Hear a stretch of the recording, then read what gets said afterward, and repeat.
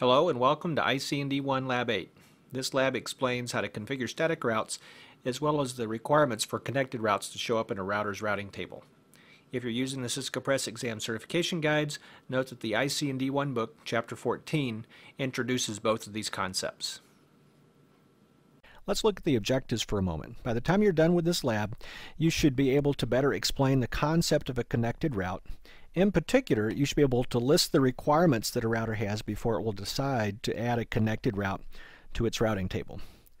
You should also know a lot more about the IP route command, which a router uses to configure static routes. In particular, you'll be able to better configure it using both the next hop IP address option as well as the outgoing interface option. It's just two different styles of configuring a static route. Now along the way, the video will describe the parts of an individual route, in particular the output that you see in the show IP route command. Now let's take a look at the scenario for this lab.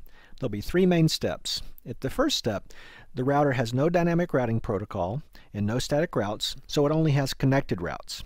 Then at step 2, we're going to add a static route so that packets can be routed left to right through a sample network. And then at step 3, we'll see how to configure static routes so that packets can be routed right to left through the network.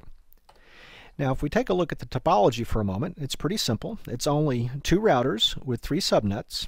Each of the subnets uses a /24 mask just to keep the subnetting math easy. So we end up with three subnets. The LAN subnet on the left, which is subnet 11 if you will. The serial link subnet in the middle, which is subnet 112, focusing there on the third octet again. And then on the far right LAN, we've got subnet number 12 on the right. So let's begin by examining connected routes. For any router to add a connected route to its routing table, the router must have an interface with an IP address configured, and that interface must be in an up and up state. Each router interface has a state that's described by two words. If both of those words are up, it means that that interface can send and receive packets. So once the interface has an IP address and it's up and working, then the router adds a route for that connected subnet. For instance, here on router 1, notice it's got a subnet on the left on its LAN, subnet 172.22.11.0, or subnet 11 for short. So as soon as that interface is up, after being configured with the IP address shown there, R1 adds a connected route for subnet 11 and lists that off its FA00 interface, as you see there in the routing table. Then once R1's serial interface comes up, after having been configured with an IP address as well, R1 will add a connected route for the 112 subnet, as you see there in the second entry in R1's routing table. Similarly, R2 will add two connected routes as well. When R2's serial interface comes up, after it's been configured with its IP address, R2 will end up with a route to subnet 112, the first entry in its routing table that you see there. And then once R2's LAN interface comes up, R2 will add a connected route for that subnet, namely subnet 12, and show that it's listed off of interface FA00. Next, let's take a look at the connected routes on the routers. By looking at the output of the show running config command and scrolling down to the interface area, you'll see four interfaces, two LAN interfaces and two serial interfaces. Notice here that FA00 does indeed have an IP address configured, so there may be a connected route added on router 1 for that interface. FA01 though does not have an IP address configured, so there'll be no connected route associated with this interface. Then on the two serial interfaces, note here that both of the serial interfaces do indeed have an IP address configured. However, down here on serial 011, it has the IP address, but there's also a shutdown command configured on it, meaning that of course the interface won't be up. So we see three of the four interfaces have IP addresses, but only two of them are going to end up in an up and up state, as noted here in the output of the show IP interface brief command. Notice all four interfaces, the two fast Ethernet interfaces and the two serial interfaces, they're all listed.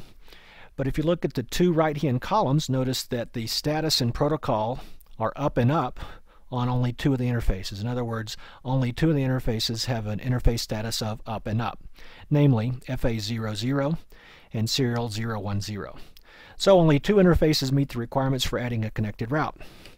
Now if we take a look at the IP routing table, because only two interfaces were both up and up, as well as having an IP address configured, there's only two connected routes here on router 1. Notice here in the legend at the top of the show IP route command output, there's a letter C meaning connected, And if you look at each of the two routes at the bottom of the output, you'll notice a C in the left-hand column, indeed meaning they are connected routes. Notice the actual subnets themselves are subnet 11 as the first route and subnet 112 as the second route. Just to be complete, let's switch over to router 2. Here on router 2, the output of the show IP interface brief command shows there are 4 interfaces, but notice that 2 of them are administratively down. 2 of the interfaces, namely FA00 and serial 010, are in an up and up state and have IP addresses configured. So we'll have 2 interfaces that meet the requirements for having their connected subnets added as connected routes to the routing table. If you look at the output then on router 2 of the show IP route command, you'll see those 2 connected routes show up. Notice the C in the left-hand column meaning connected routes. And in this case, we've got subnet 12 and subnet 112 in the routing table. Now notice there are 3 subnets in the picture of this network, but each of the routers only knows about 2 of those, the connected routes. R1 does not know about R2's LAN subnet, and R2 does not know about R1's LAN subnet.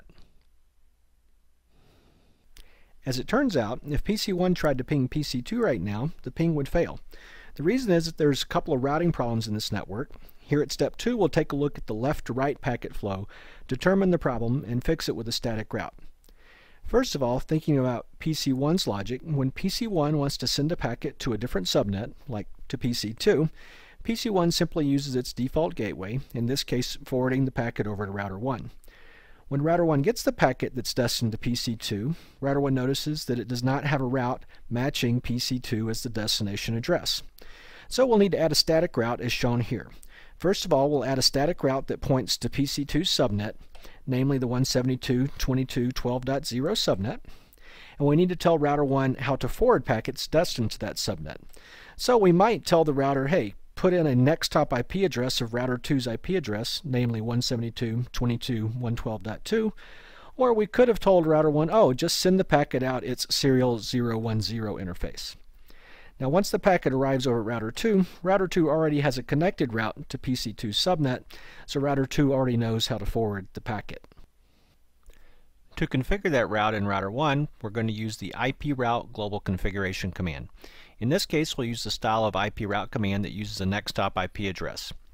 Now the first real parameter in the IP route command is the subnet number along with the subnet mask as you see here.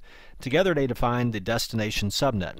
In this case we'll plug in subnet 12, or more specifically 172.22.12.0 with a mask of 255.255.255.0, which is the subnet on the right where PC2 resides.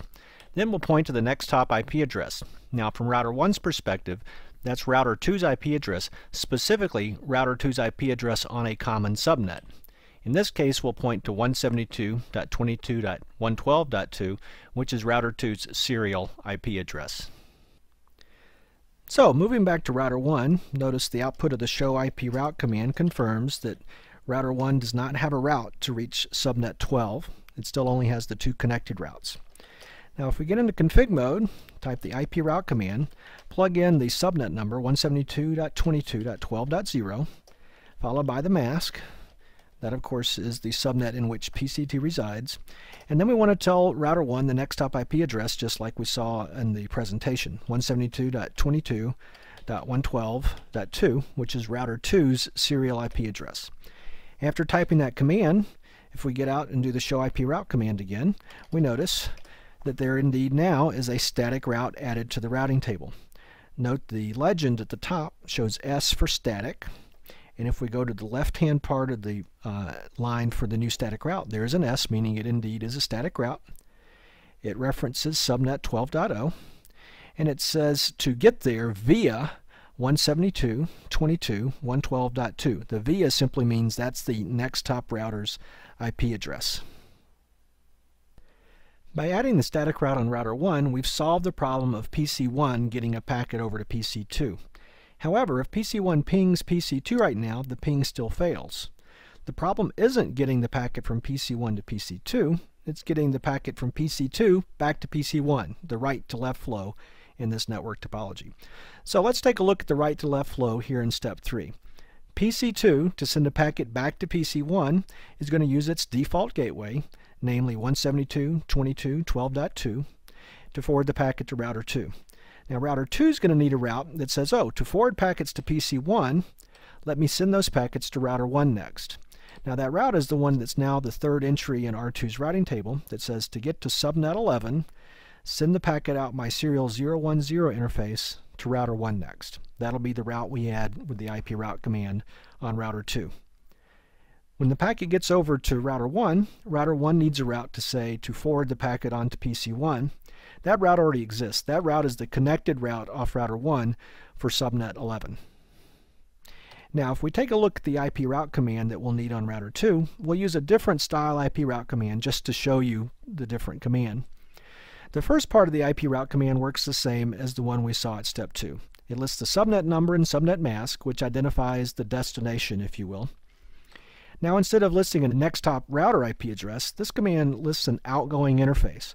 For instance, in this case, we're going to tell router 2 to send packets to subnet 11, send them out your serial link, namely serial 010. So now let's take a look at router 2 for a moment. First of all, the show IP route command confirms that router 2 only knows about 2 connected subnets right now. So let's get into config mode and we'll add the IP route command. Notice the command starts with IP route. It lists 172.22.11.0 with a 255.255.255.0 mask, which describes the left-hand LAN subnet, the subnet where PC1 resides.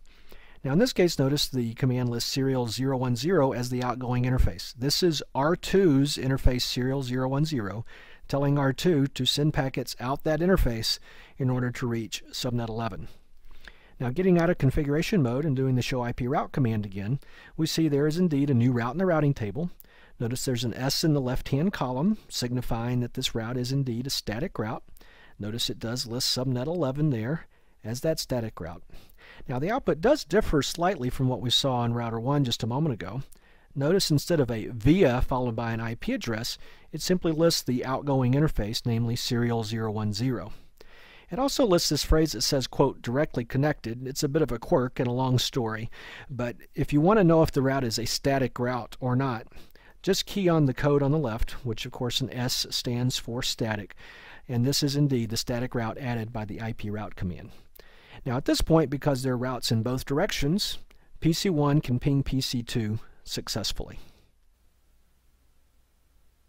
By viewing this video, you should be better able to explain the concept of a connected route and list the 2 requirements that a router has before it will add a connected route to its routing table.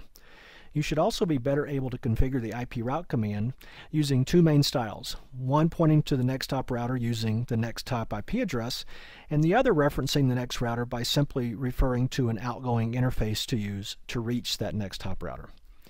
Along the way, you should have learned a lot about the components of a route in an IP routing table, so you should be better able to describe what's in a route, particularly what's in the output of the show IP route command.